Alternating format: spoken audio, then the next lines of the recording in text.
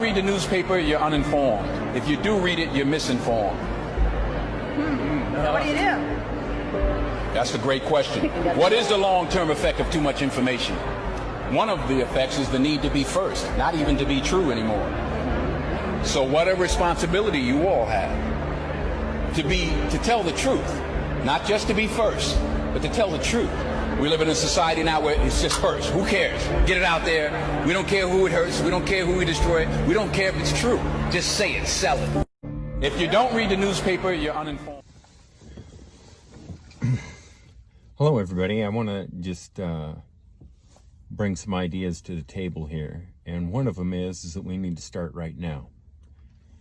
And we need to understand who we are as conservatives. And what we're up against. We need to stand on the truth, and we need to be first. And to explain that a little bit more, at one time I was a delegate for Rand Paul, or for the conservatives. And Rand Paul was going up against Mitt Romney.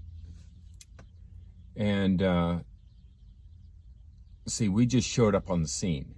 We had more Rand Paul. We overflowed the place with delegates from Rand Paul. The thing is we were not in charge. We were not in charge. We just showed up. Everybody got excited. All of a sudden, libertarians had found their voice. We got together, went on the Republican platform, but we had no authority or power.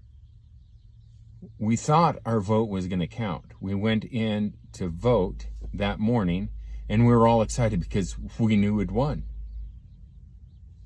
4 o'clock came along, and the delegate representative for everybody got up and said that the count was finished, and we were all excited. And he said, Romney won. And we were like, what? He said, well, we started counting Romney's votes first, and we ran out of time. I was so angry because I just felt that the vote is the foundation of this country, right? I got upset, and I got up there. I says, I don't know what is going on here, but it's got to be criminal. You know, I was angry, but that's as far as my anger went. It didn't change anything. Why? Because his truth trumped my truth. He didn't have truth, but yet he did, because if you're in charge, if you're in a place of authority and power, you are first in this country, and you do have the truth. You are the truth because of your position. And that's where we are in America. If we want to change America, we have to get involved. We need to be the ones in positions of authority and power. And it's not that hard. You just have to do it. And this is where Republicans drop the ball. They're just not really good at getting in and doing these things. You know, they're hardworking people. They've got other things going on, you know. And I don't blame them. And that's just the difference between conservatives and liberals. And I believe that there's room for both of us in this country. We need both of us. You know, conservatives are black and white people. They get things done. They're the backbone of this country. But on the other hand, we have the liberals that are very creative and come up with new ideas on how to do things. But we need a voice, and we need to get the corruption out of this country. And it's not going to leave until we take the reins. There are some serious, serious problems, and it might be too late. It might be too late. But we need to start now. We can't wait, like we did with Rand Paul, and just all of a sudden show up and think that we're going to make a difference. We have to change now. We have to get in places and positions. Our schools. We have to get involved in our schools.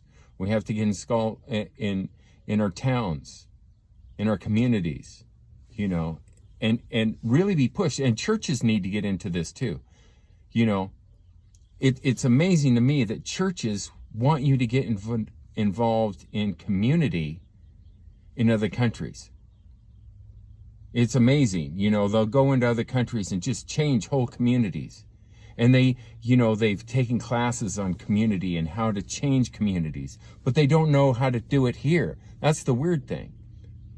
And part of that is when you go to another country, you're dealing with a lot of people that aren't as educated as you, and it's easier to tell people what to do.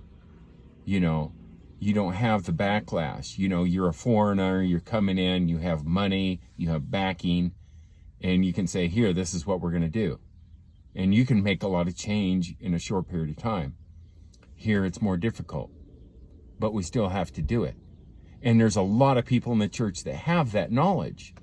We just need to get the church to go, hey, this is your calling. We're calling you to this position, to pray for you. And I do believe in the separation of church and state. I think calling for somebody to go out and do that, pray for them, to go and do these things in the community. I believe you can do it without being political or anything like that. I mean, you yourself have political things, but I think we can call people out.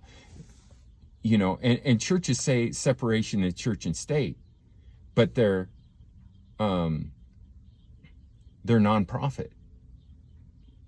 That blows my mind. So if you're going, oh, we got to be separate from church and state, I'll just go, well, then you need to stop being a nonprofit then, because that's about as state as you can get. So anyway, I've talked long enough. We need to get involved, and let's get excited about what we're going to do in the future.